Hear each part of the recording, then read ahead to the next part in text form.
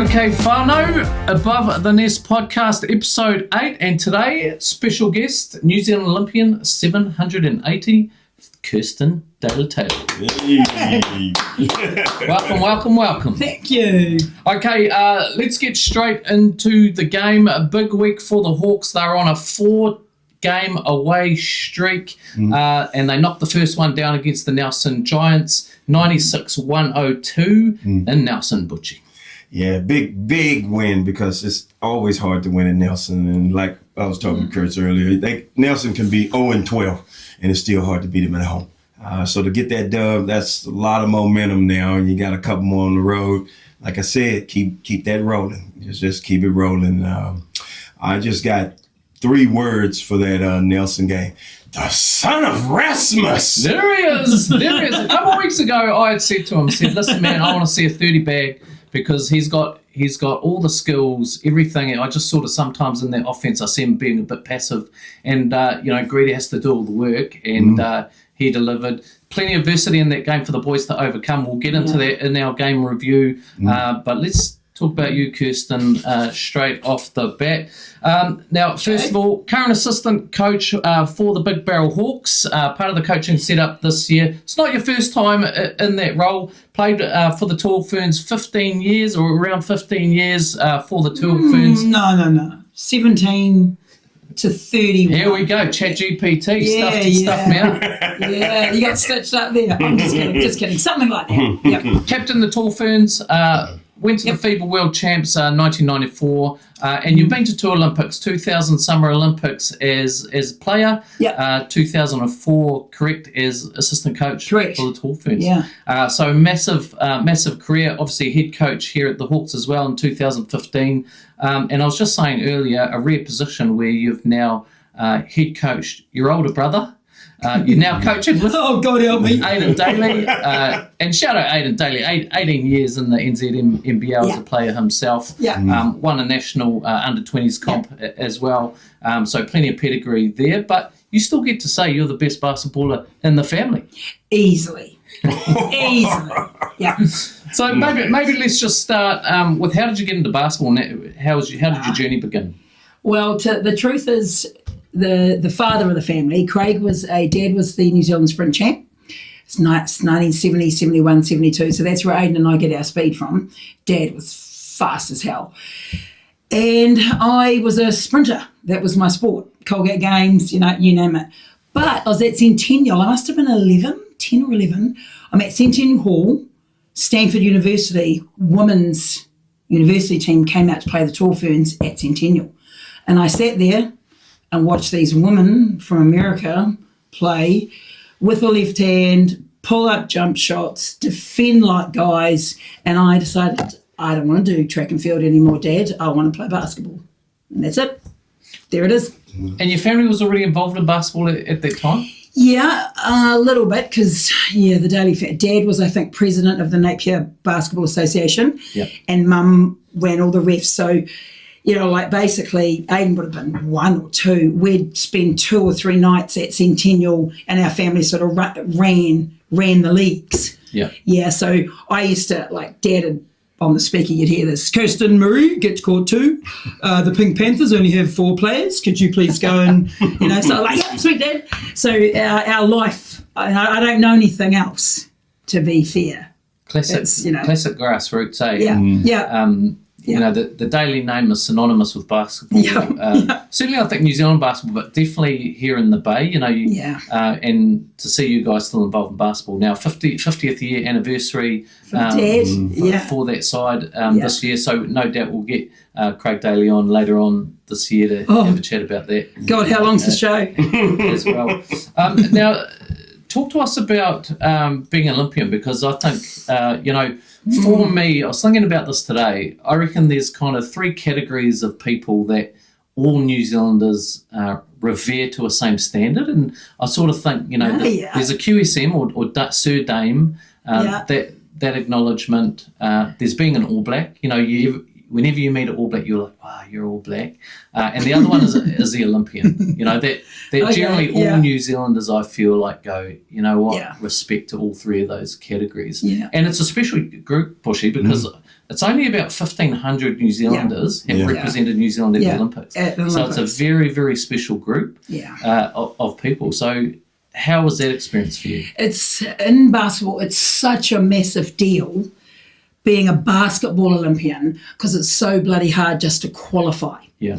So when you're talking, you know, like, dare I say it, you know, we talk about netball and rugby, well, that's, you know, played by majority of the world, but nothing like what goes down within an Olympics. So to be a basketball Olympian, I think that's one of the elite of the elite. If you've made the Tall Blacks or the Tall Ferns, but that's the first part. The second part is then qualifying to be at an Olympic Games and standing there going, holy moly, we're top 16 in the world. Yeah. So it just comes with this aura, this weird, I don't know, I can't explain it. It's just, we all felt it like you're in the village. It's just a different vibe. There's a spirit that's connected with being an Olympian and around the Olympics that I cannot describe. Yeah, it's something.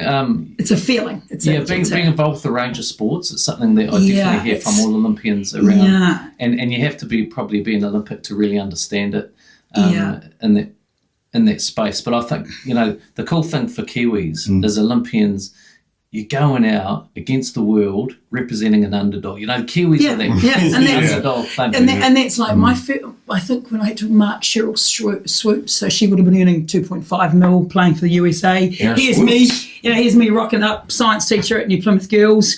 And it's like, okay, and we're getting ready to play the USA. And it's like, right, girls, this is what we're good at. Stick with your strengths, you know, for God's sake. Let's just stick with your strengths. And it's pass and catch. We play this game. You know, let's go. And was it natural for you to leave your playing days and go to coaching? Is that something that you fell into? Was it absolutely, yeah, totally. And I think what happened, I was so stoked to be asked to be involved with Athens, because what happened was Carrie Graff, this awesome coach in Australia, got the Tall Fern job, but then she got a WNBA contract. So she had to go, and I was on the panel in Auckland at the airport hiring her. I was sort of helping out, let's get some good coaches. And then so she leaves. Then we were at the AIS, we were training at the AIS for something, and Carrie's like, Kirst, Tom Ma's coming. He's going to take over. And I was like, whoa, Tom Ma is going to coach us. So he arrives. He was back in the Lauren Jackson days at the World Champs in 94 when it was USA versus Aussie, and Lauren Jackson was just like this incredible white girl that was taking over world basketball. He was the coach. Oh. So Kerry rang Tom and said, hey, would you consider the Tall Ferns? And then Tom looked at me and said, well, you're the ex-captain of this team. I need you to be the coach at Athens, because I'll do all the basketball, you do all the man management with the girls. Right. You've been the captain, now you can be their assistant coach and deal with all that stuff. So, yeah, here I go, Athens. I mean, what an amazing way to start your coaching. Jackson, and I've never worked so hard. I was so tired because as a player, it's a cruise. Yeah. I'm like, oh my God, playing is just fun. You go, you just chill. I might go, get a rub down or whatever. Coaching is just, I did not stop. I was with Tom, we watched tape, we'd get back from training. Kirst, you're scouting, we've got China, you're in charge. I think I slept 3 hours a night for 2 weeks.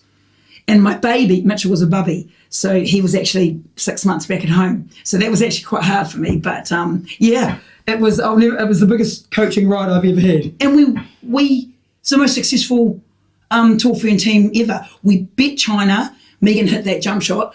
We beat China, we beat Korea, and we beat Japan. We cleaned out Asia, and oh my God, I can't remember. Did we finish 8th or something? Yeah. Right. Yeah. So, and we got paid. We got back, and we'd done so well that Spark or Sport New Zealand, there was some funding, and they were like, you know what?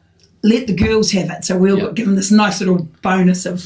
That's what I remember about that time, because that campaign is what kick-started the funding into women's basketball in the country. And, Totally. And largely, if you look at Tauihi now, you could argue that doesn't happen without that campaign in terms of the investment and how people saw women's basketball as an opportunity in New Zealand. So it was a mean ride. I'll never forget that 14 days in Athens.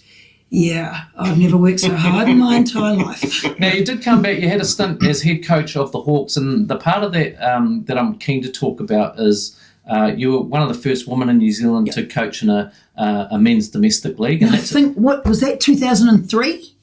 I think.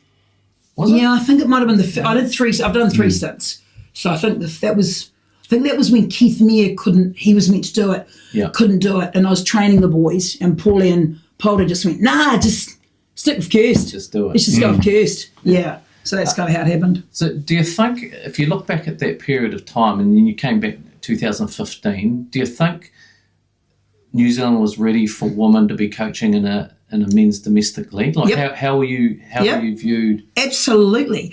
All right, this is going to be interesting for me to. So my stuff up with, there's been 2 really good experiences and 1 bad one, but that's me not committing. Like the stint in 2003, I think I was an assistant principal and you could do it then. The latest one where I had to resign and things didn't go too well, you can't be an assistant principal at Napier Boys and coach Hawks. The guys needed me, they needed tape. I made a mistake. I should have taken a year, so that's all on me. I should have taken a full year off school, gone leave without pay, and got fully immersed in it. And we would have been all right. It's an interesting take, Chris, to hear you say that, because a lot of people don't have that view. You know, a lot of people think things should have been different for you. But regardless of that, I think I'll share a story. Today I was talking to someone about you coming on the podcast tonight, and she said to me, she goes, the only reason I actually ever went to basketball at a Hawks game was because, and they didn't know you, they said a female was coaching the Hawks and I wanted to go and see it. And so she went to that game. That was 2015. And now she is heavily involved in Hawks basketball. Right. And what a legacy, you know, I'll tell you who it is afterwards, but what a legacy for you, you know, even if you have negative thoughts about that time, to have that sort of impact on a lot of people, I think it's probably surprised you what impact that had. Yeah, thank you. It means a lot. Coming through. Now, guys, let's look at the game in review. The Nelson Giants versus the Big Barrel Hawks away in Nelson. This is the first of their road trip, 4 games away. And Bushy, this was always going to be a game of style. So under Will Lopez, we've seen the Hawks play run and gun basketball. They like to be quick in transition. They catch teams out early in the games, which happened in this one here. They got out to a 13-point lead. Nelson Giants, they like to jack up the threes. 37 threes against their game against the Tuatara, 33 in the game against the Big Barrel Hawks, and ultimately the scout would have been how to shut down those threes. Definitely, and I think the Hawks did a really good job of that. Their shooting percentage, I think, 9 out of 33 for the game, which is abysmal, to be honest. You're shooting yourself out of a game if you're shooting like that every game. They live and die by that 3, though, Nelson Giants. They do. When they're making it now, they can beat any team in the league. There's no doubt about it. And that's the way the game is today of age. You know, it's more teams like to take more threes than even pull up 2-point jump shots, which I don't agree with. I don't know about you, Kirst, but I say don't take anything out of basketball, any shots. You know what I mean? But analytics would say shoot more threes and layups than 2s, pull up jump shots. And that was them. But like I said, the son of Rasmus, Keanu, came out on a tear, man. I mean, every time it seemed like Nelson made a run, Keanu did something special. And that's just, I tell you what, they're going to be having nightmares like he is, what do you call it, Nightmare on Elm Street, Freddy Krueger. 1, 2, Keanu's coming for you. You know, cause they probably scared him for ages, man. I'm telling you, because that boy was bowling out. I mean, I don't know. He passed up a few shots I thought he should have took too. He might have had 50, to be honest. You know what I mean? But good on him for doing it. Kirst, early in this game, the scout work, they shut down that 3, forced the Nelson Giants to go inside, but actually that backfired and we got into some foul trouble. Yeah. And it was an odd game because almost our entire starting 5 got into foul trouble. Chase Jeter gets into trouble early, but funnily enough, I think how many minutes does he end up playing? Only 22 minutes, but he was 1 rebound off a double-double, and it shows the impact that he's had on the side. And then I actually thought it was really well coached at the back end of this game, because it's one of those games that you guys both know as coaches, a whole bunch of things happen that you're not expecting, and you got to coach that on the fly. So I thought Will Lopez did a great job. Real good, because Nelson are, for me, they're the All Blacks. They're the clinical, robotic drill discipline. So you got to find ways, you got to find those loopholes. And for us, it's a guy called Rasmussen, Breeder and Jackson Wall who can run, who can attack, and that's a lot of people are like, nah, but that's one of our strengths, I think, broken play. And Nelson are a team that like to deal with broken play and attacking. They like everything all structured. They like to set it up. They like to set up. So that's why you've absolutely got to explore and probe against Nelson, which I thought, like Jackson, I was so stoked to see Jackson's floaters. Have I got the right game? Did you get some? I'm like, there's my boy, because that's his layup. And he hasn't done that for a while, and it's like he can, anyway, it was very exciting. 39 points for Keanu Rasmussen, 6 rebounds, 5 assists, and missed free throw would have got him 40. Yeah, correct. Exactly. The third quarter is where he really went to work off the back of the foul trouble that we were in. He put that team on his back.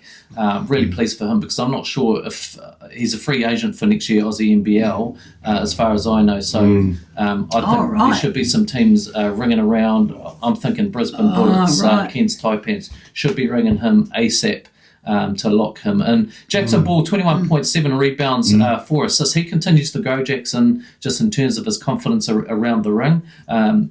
Around the hoop, and some interesting stats out of this game. Rebounds, the Hawks picked up 46 versus the Giants 36, and 14 of those offensive rebounds to the Giants 6. So again, that shows the impact that Jeremy McLaughlin, Chase Jeter are making inside, and obviously Dan Garita is picking up plenty of rebounds as well. Second in the league. Correct. And 10 turnovers apiece in this game for both teams, but the Hawks turned their 10 into 16 points, and the Giants only able to turn theirs into 6. So it shows that fast transition basketball is working for Will Lopez. Absolutely. And just to hit a thing with our bigs, like with Chase and Jeremy, it's a psychological thing as well, having, as the guards, having them behind you now, having a big that you can just stretch out there a little bit further to run them off the line, so there's no threes, because at least okay, get over him. So it's totally changed our mindset as well, I think, for the guards. You talked about the earlier couple of episodes ago, and you can really see that in Dan Garita's game, because previously he sort of picked up a lot of that inside defense, and then he's trying to get to the corner. So I think exactly. That's really changed for the better for Dan Garita. And points in the paint, 60 for the Hawks. This is really their game is sort of based around that points in the paint. 60 for the Hawks, 40 for the Nelson Giants. So they had to go inside, and we stopped them both inside and out. Tremendous win for the Big Barrel Hawks. Without a doubt. Well, I must say, coming from an import side of things, I will say this. I was like, it's 3-1. We lose that game, and I'm an import. I'm sorry to say, but if I'm one of those 3, I'd be scared.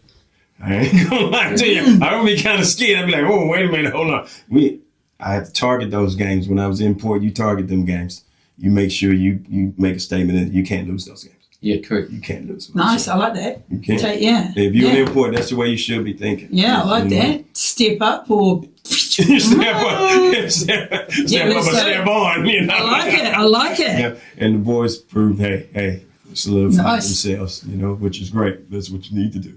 Yeah, and there were some fun matchups in that game. I'm thinking Garita and Judd. I thought that was a fun matchup to watch, because they went at it. And to be fair, Judd did a good job on Greta in terms of scoring. But what does the vet do? He goes and gets the rebounds. He makes himself, he changes his game on the spot and does all the defensive and the nitty-gritty stuff and allow Keanu to go and do his thing. So I thought that was fun. What was the other one? Keanu's one with, who was he with? Cruz Pero Hunt. That was a fun matchup too. Because Cruz, I think he gets 22 points. Yeah, but frankly, he just couldn't keep up with Ras when Ras gets the feet moving. Yeah, and he got on him, and he couldn't throw the ball in the ocean, standing in front of the waves.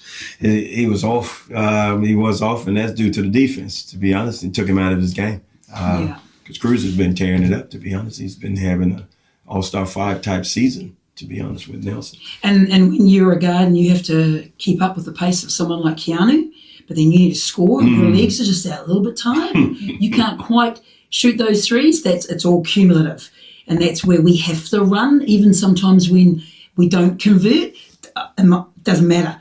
It's tiring out the Pero Hunts. So fourth quarter, if they've got to stroke 3 threes, they may only hit 1 because they've been trying to keep up with Keanu, Greta and Jackson. Yeah, and you saw that at the back end of that game, they just couldn't keep up. Just loved it. And so that I love Cruz Pero Hunt. I think he's made a really good move away from the fight because he's getting plenty of burn now and he's sort of finding his identity as a guard in Nelson. So shout out to Cruz Pero Hunt. Yeah, and his mum, Angela.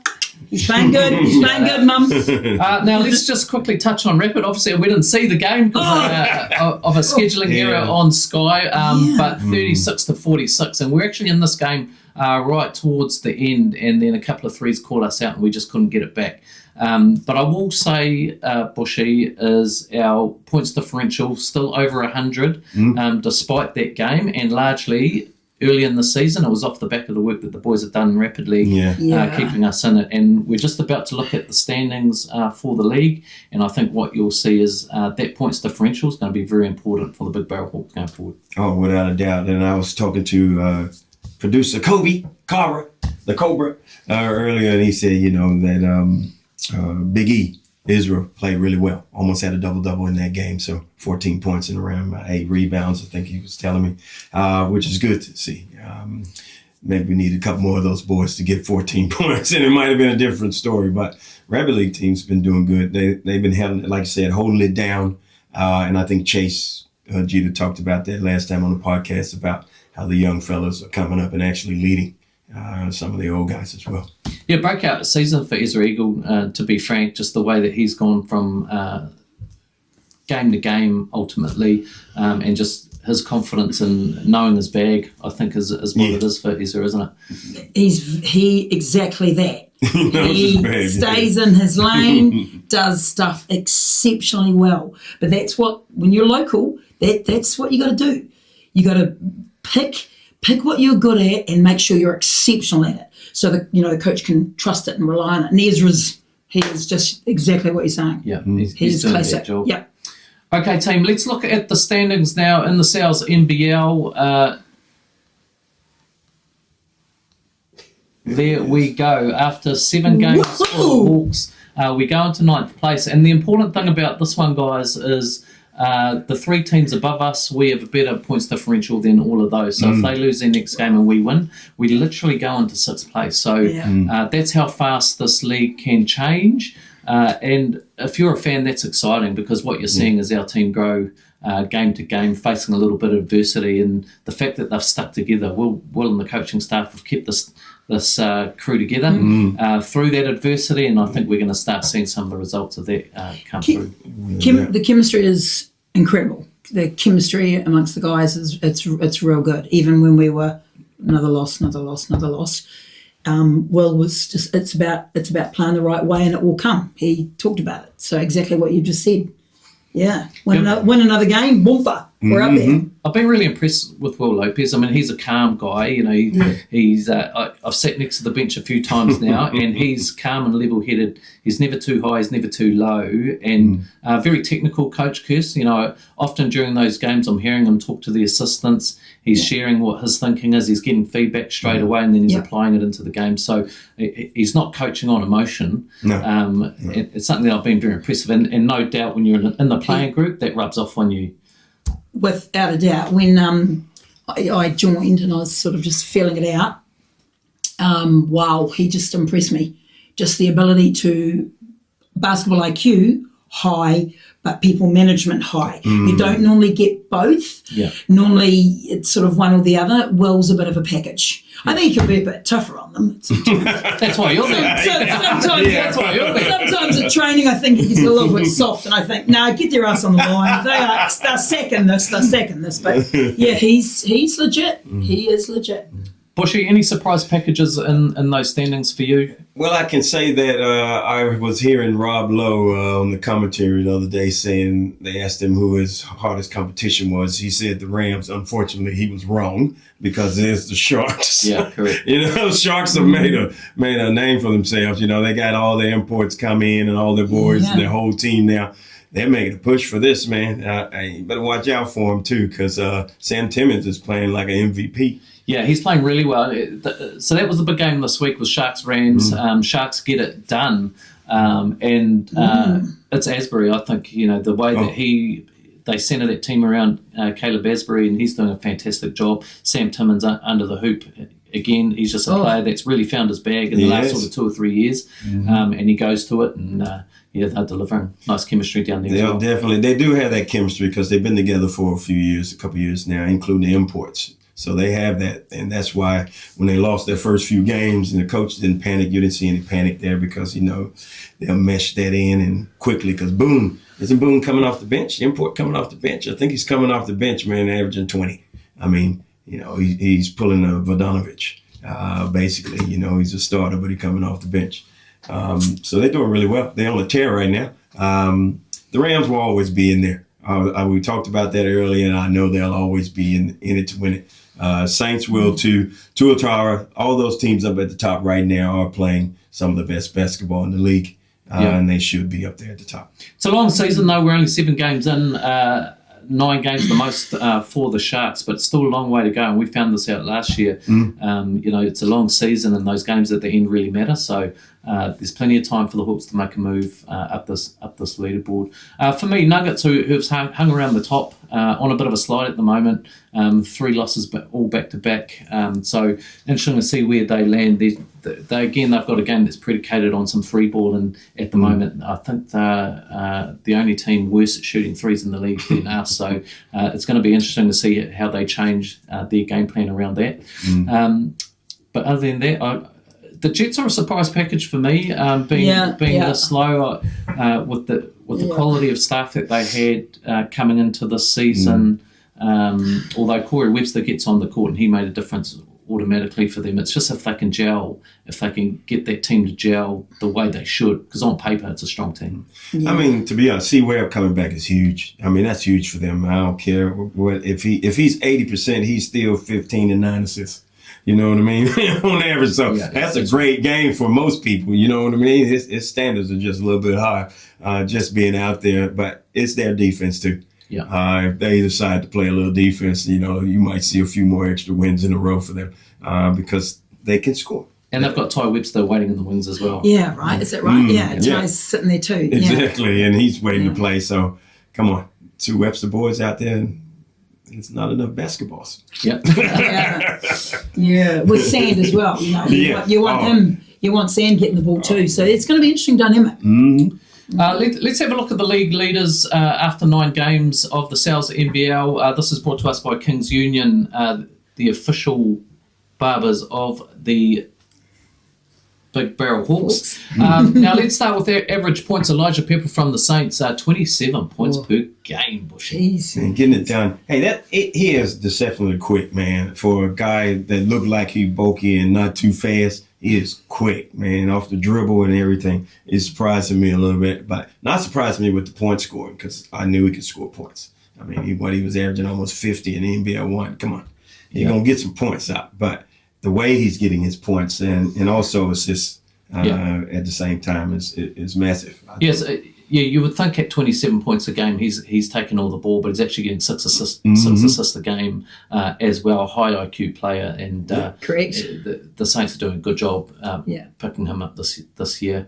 And the other people, Jace Carter, who's going to feature in the next game for the Hawks, 25 points a game, and I think he played 39 minutes in the Bulls' last game, so he's playing all the minutes. Oh yeah, hey, that boy is a beast. Hey, he can play, like he plays hard too. You know what I mean? He reminds me kind of a Tony Brown, Tyrone Brown type of player. Yeah, true. Anybody know the basketball? They should know those guys, those brothers, because they were ripped, man. Some ripped dudes who can go out and just play hard and score 30 at any given time.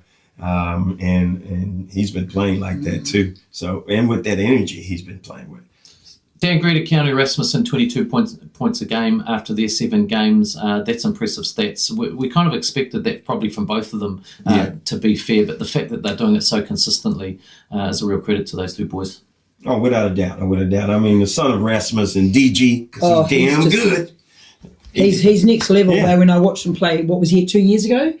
Yeah, I mean, he's just, everything. Mindset, explosiveness, like dunking 1 minute, horrific threes the next. He's legit. Yeah, he's legit. You almost forget a little bit, don't you? Because you start talking about the others when they have a good game, but Dan's doing it every single game. Yeah, that's right. Yeah. Exactly. He brings that energy. He is not letting up. It is full 5th gear, 6th gear if need be. You know what I mean? Every game. Guys, Franklin Bulls, Carter Witt, 10.5 assists per game, leading the league in average assists, and that'll be part of the scout, no doubt, this week for the boys in terms of how to shut him down. He's solid too. He's picking teams apart. But I got beef with that. I got beef with those assists. Big beefs with that, because back in my day, I guarantee you wouldn't be averaging 10 assists a game. They have him at 5. I ain't giving up no 10 assists like that. I watch games. I watch the whole game. I dissected it. I'm like, man, come on. I can get 10 assists, and I barely pass the ball when I play. So come on. You know what I mean? He getting 10 assists. They jacking those assists up, but he's still getting them. Yeah. Hey, he's getting 10. He is dishing the rock out, but he can score too. I don't think he's a true point guard. I think that's just the position he's in. Yeah. And he's just a heady player who knows what he's doing in that position.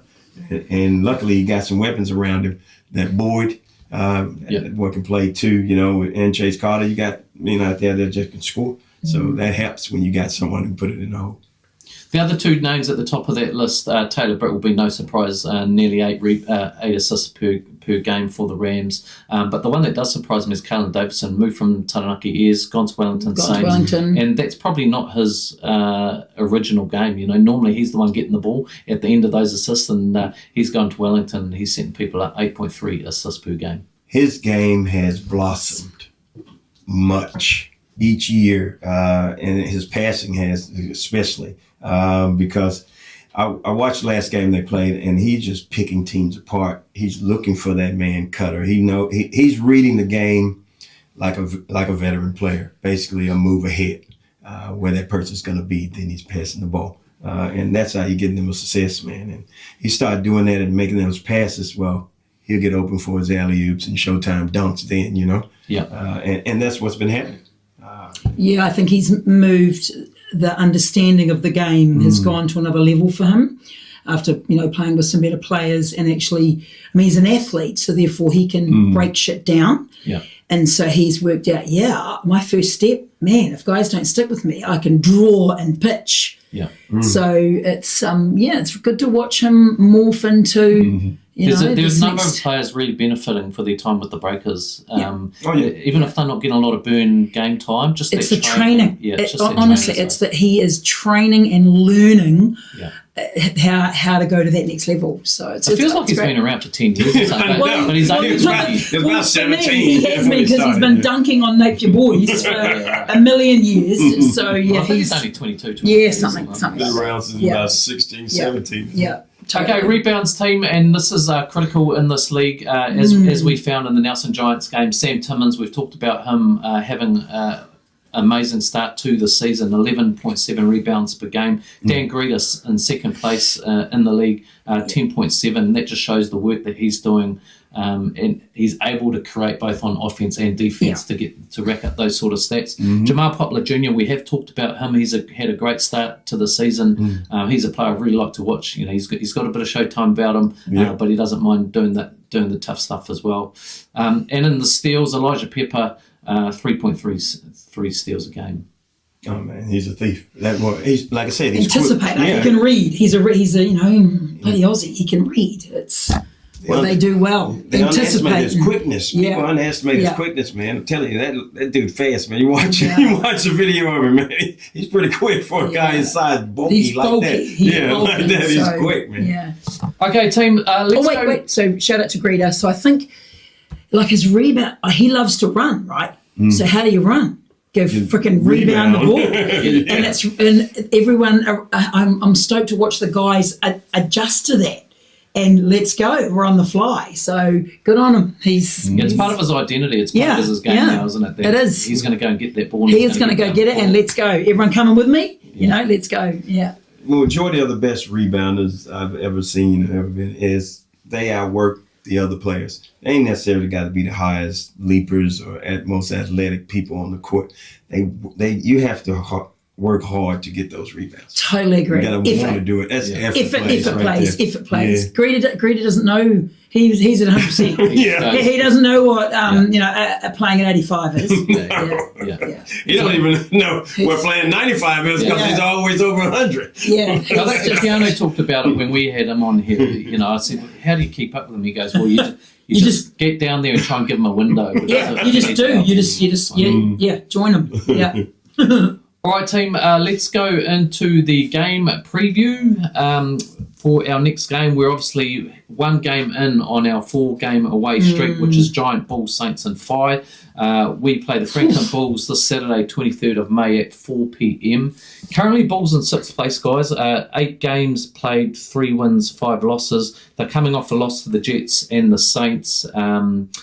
And 58 points in the paint versus the Jets. And if we talk about styles, about the Nelson Giants game, I think this one here is actually, we're very similar. The two teams like to run the ball. They get a lot of points in the paint, fast transition. This is going to be a fun one. Definitely going to be a fun one. And I hope we get this one really bad because my former coach, Jeff Green, is sort of like a coach mentor there. You know what I mean? He always on that sideline working them referees, and I hope we get this one really bad just because I want to have bragging rights on his ass. But anyway, they do go in, but you can't let Boyd start getting hot from the outside. I'll tell you now that boy, he can make Steph Curry like threes. And if he starts getting hot, we're going to be in trouble because Jace can shoot him. Carter can too. What's his name? Cale Robinson. That's all he's doing really is shooting threes, setting up in the corner, spot up. He's letting it fly too. So we still got to be conscious that they can make those threes, but they're looking to get inside more, like we're doing at the moment. Jace Carter averaging 25 points per game, and like I said earlier, 39 minutes versus the Jets, so we can expect a lot of burn in this game from him. Darren Boyd, 21 points per game this season. So they're similar to us where they're getting contributions right across their squad and off their bench. So this is a very even matchup. And just to prove how close it is, points per game, Bulls 95.6 points per game, Hawks 94.1. Yeah. Points against, Bulls 99, Hawks 96. So this is going to be a game. They've both got offense. Who's going to defend the paint? That's ultimately, I think, what this game comes down to. That's it. Defense. Let's see who can play some. So I think it's going to come down to running. We have to attack when we know we can, but then the discipline when we don't have the broken play in the attack, execute the offense to make them play 4 or 5 passes deep into defense to make these stars play D, because that's not what they want to do. So we want to just make them a bit uncomfy and we're going to hope the Franklin Bulls aren't watching this podcast. We're not trying to give away anything. Delete that. We need to control momentum if we want to beat the Bulls. It's pretty simple. So that's my take on it. I'm looking forward to this one. I think it's going to be a fast game, a lot of points, fast game, and it's going to test the fitness for some of our boys. I think that this game playing away. Yeah. Now, I screwed up the order of this. Sorry about that, producer Kobe and GM Jared Kenny. But we're going to go to the Yo Mama segment, brought to you by Amps Electrical. And Kirstin, this is where we've gone to all of the mums from all of the Hawks players and asked them to submit a question for our guests, and we pull them out randomly. And today's today's question is mums. I love it. Yeah, today's question is from Eddie Dick's mum, Katie, for you. Yeah. And name one of the most memorable moments of your career, either a shot made, a tournament, words of praise or encouragement, or easy. someone that you met. Someone that I met. No, just talk about me. I'll never forget this. I was struggling. I was in the Tall Ferns. I was coming off the bench. And I was like, no, I should be starting. Anyway, we're in Europe and we're going through playing some big tournament, and I think we're in France. And I just, I was pretty pissed off about it, but pulled my head in, locked in, do what you got to do off the bench. And I made the All-Star 5. Coming off the bench. Right. Biggest learning instead of throwing my toys in, because I knew I was better. I absolutely should have been starting. But it was a very good thing for me to go through. One, be a better coach for kids that don't start, and because I've always started, obviously. And so to not start and go, right, okay, it's what have I got? What am I doing for the team? How are we going to beat France? I think it was France, Croatia, Italy, I can't remember, Slovakia or someone.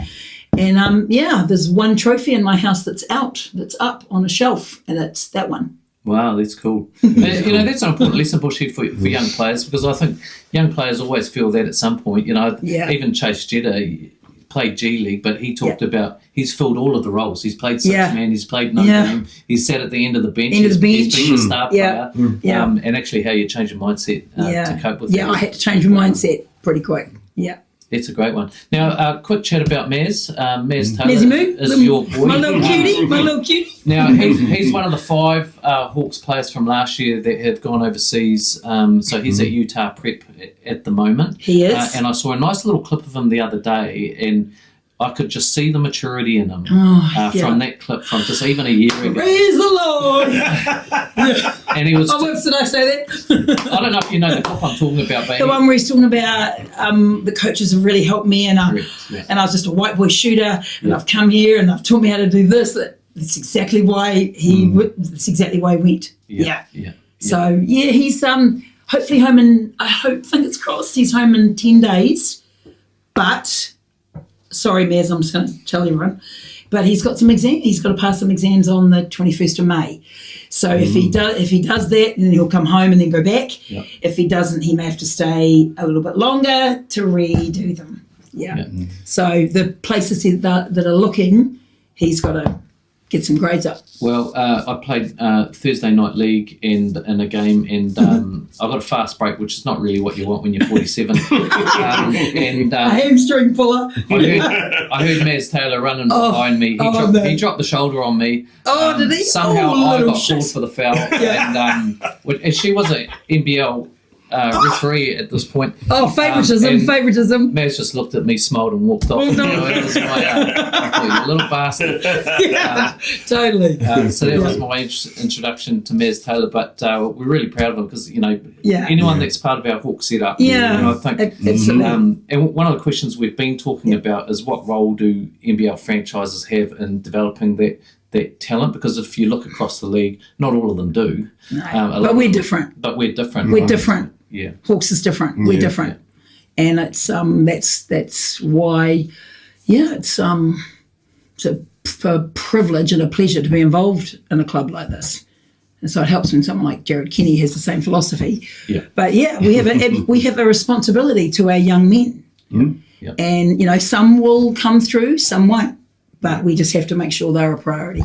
And what about, have you got a take on the women's game? I mean, Bushy, you're coaching. Oh, that'll have to be another podcast. I've got a big take on what we need to do for women. Down here, we're watching a lot of our young girls play the fire around the country at the moment. And that's it. And then, so long story short, that's the conversation we've got to have. We're probably never going to have a women's national team as much as I'd love to coach it. It's not happening. We're a feeder.